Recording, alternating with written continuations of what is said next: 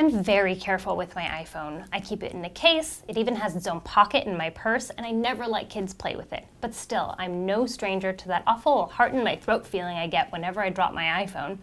If you're unlucky and it hits the ground just the right way, you can say bye-bye to that beautiful Retina display. Hi, I'm MJ with iFixit, and today I'm going to show you how to replace the front panel of your iPhone 4. This video is just an overview, so as I repair this phone, I'll try to give you some helpful tips on some of the trickier parts.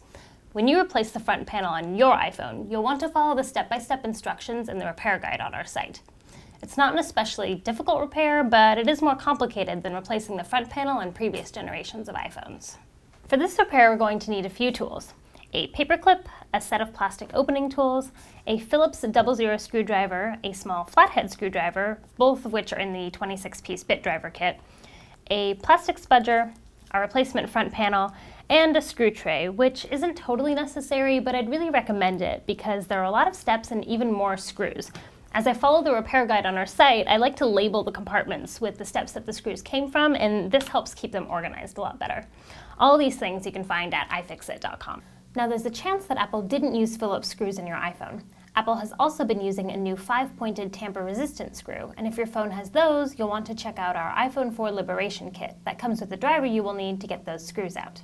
Before you begin the repair, you want to make sure that the sleep button is activated and that the phone is powered down.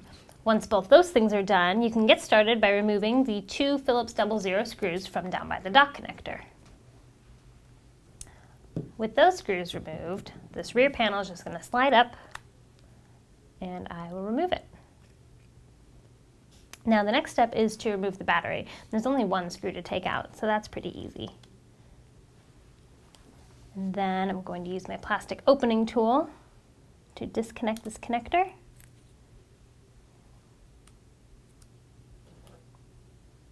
And once the connector is disconnected, I can use this plastic pull tab to remove the battery, or if there's a lot of adhesive underneath and that's kind of tough, I could use an iPod opening tool to pry up around the edge.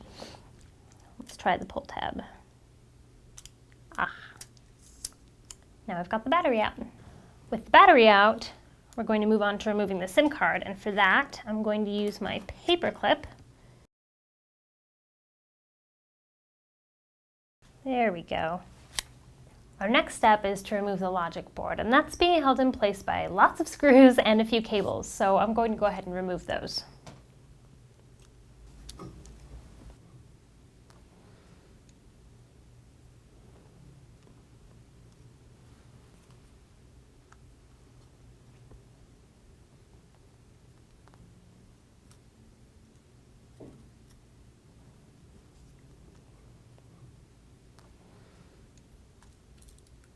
Okay, we're almost there. Before we get to the front panel, we're going to have to remove the speaker enclosure, the vibrator, and several screws and washers that hold the front panel to the steel frame.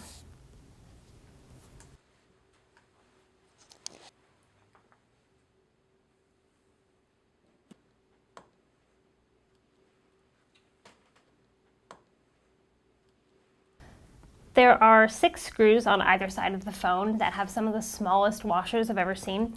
So a quick note for reassembling your phone: I like to stand it up on its side like this and then place the washer in place. They're really, really small, so it can get frustrating, but this method has worked the best for me. So now that I've practically filled my screw tray with screws, they're all removed, and I can use my plastic opening tool to start to pry the front panel away from the steel frame. There is some adhesive down by the home button, so don't be surprised when that is a little more stuck than the rest.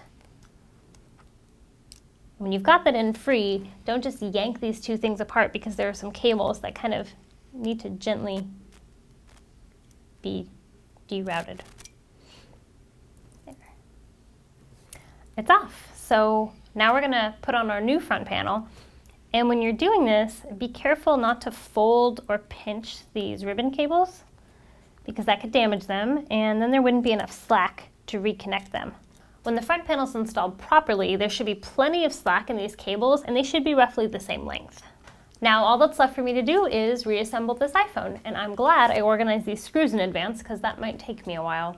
Of course, you can find all the parts and tools for this and many other repairs at iFixit.com. And if you run into any problems during your repairs, there are lots of resources in our iPhone 4 repair manual. Thanks for watching and happy repairing!